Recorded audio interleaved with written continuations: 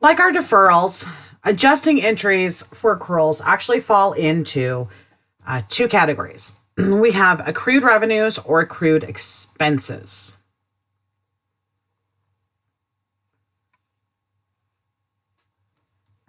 We engage in these to make a record of revenues for services performed or expenses that have incurred, but have yet to have been recognized through the regular daily entries of the accounting process.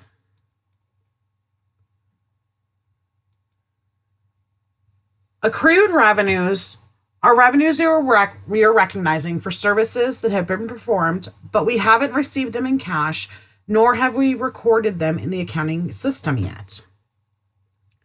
The adjusting entry results in an increase in our revenue before we've actually received the cash.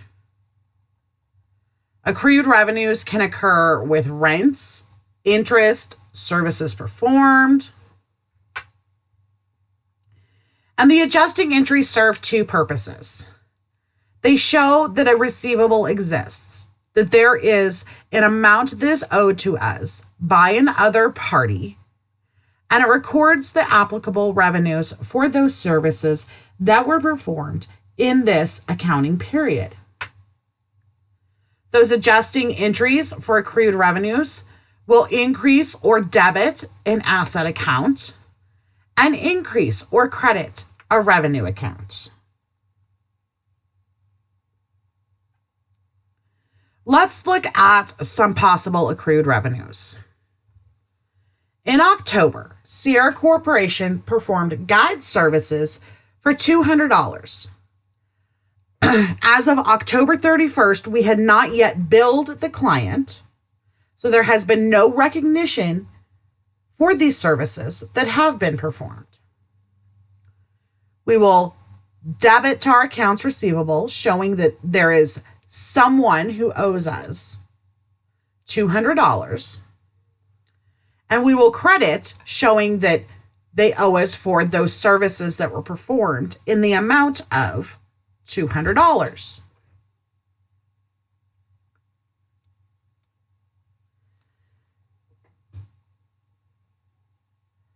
Some basic accounts and examples of accrued revenues are interest, rent, services performed but not yet collected or billed.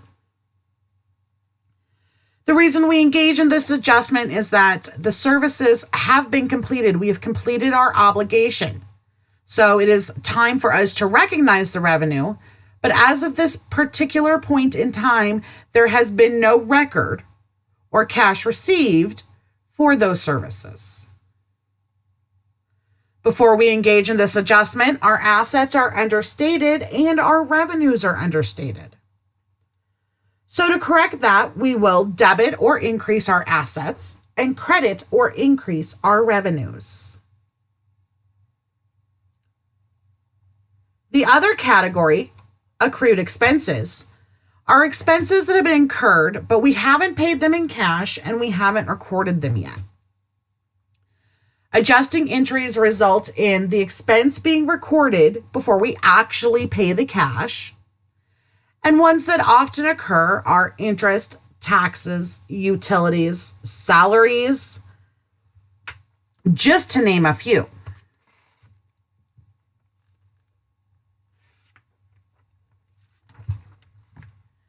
The adjusting journal entry serves two purposes: to record the obligation and to recognize the expense. We owe to a specific party an amount as the result of the consumption of an expense. We increase or debit the expense account and increase or credit the liability account. One of the regular areas this happens in is notes payable. So we're going to first start by looking at accrued interest, an accrued interest expense. So Sierra Corporation signed a 3-month note. It is payable in the amount of $5,000 on October 1st. So we have a notes payable liability of $5,000. The note requires that we pay interest at an annual rate of 12%.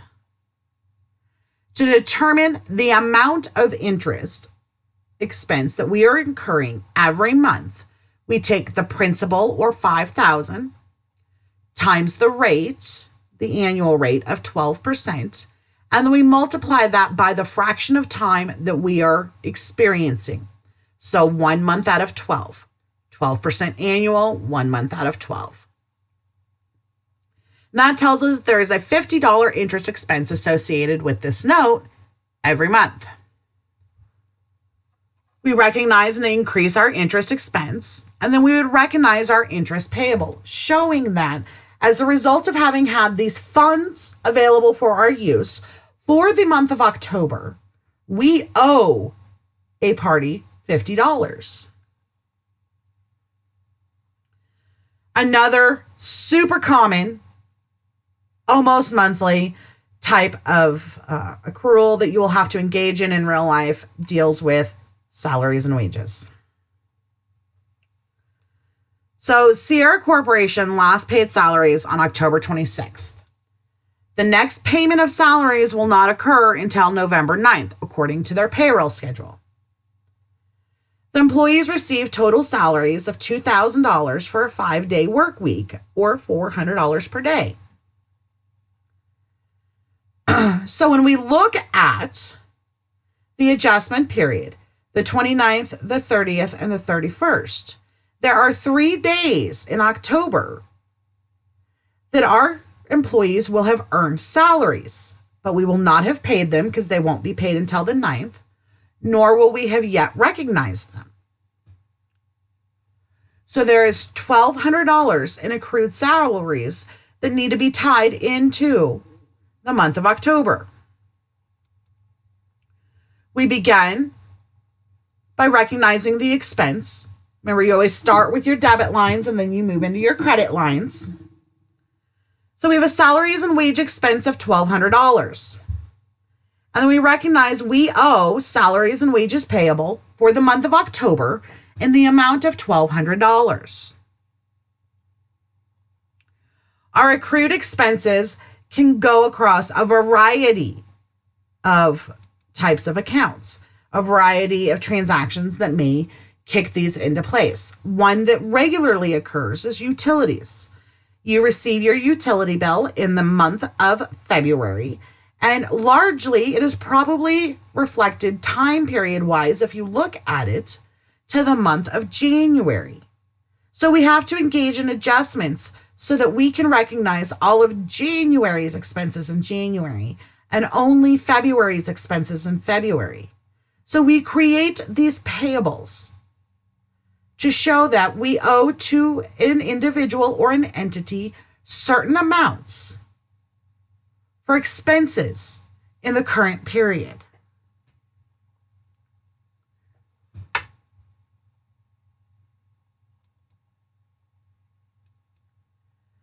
So as a summary of the basic relationships of the accruals and deferrals, we have all prepaid expenses, we have unearned revenues, we have accrued revenues, and we have accrued expenses. Here you have what the impact is on the accounts before we engage in an adjustment. The adjustment is to bring it up to reality, to show what really happened and what is still really there. And the basic format of what an adjusting entry for this would be.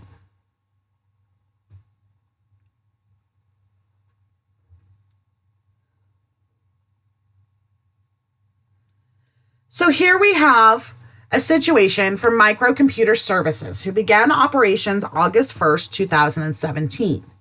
Now, at the end of August 2017, their management wanted to prepare financial statements. Here's a little handful of information that relates to the month of August. So at August 31st, the company owed its employees $800 in salaries that will be paid on September 1st. On August 1st, the company borrowed $30,000 from a bank on a 15-year mortgage. The annual interest rate is 10%. And that revenue for services that have been performed but hasn't been recorded yet for August is in the amount of $1,100. We want you to prepare the adjusting entries needed on August 31st. So starting with the first one, on August 31st, the company owes its employees $800 in salaries that will be paid on September 1st. We have consumed the use of the employees, consumed the expense in August, but have yet to pay it. We need to recognize the appropriate expense in accordance with the expense recognition principle. So we recognize the salaries and wage expense for $800. And then show on our balance sheet that we owe $800 to persons in regards to our salaries and wages. The second situation deals with the notes payable. So the company borrowed $30,000 from a bank on a 15-year mortgage with an annual interest rate of 10%. Going to give you a minute to go through the calculations of principal times rate times fraction of time to ascertain how much interest expense have we accrued in just the month of August.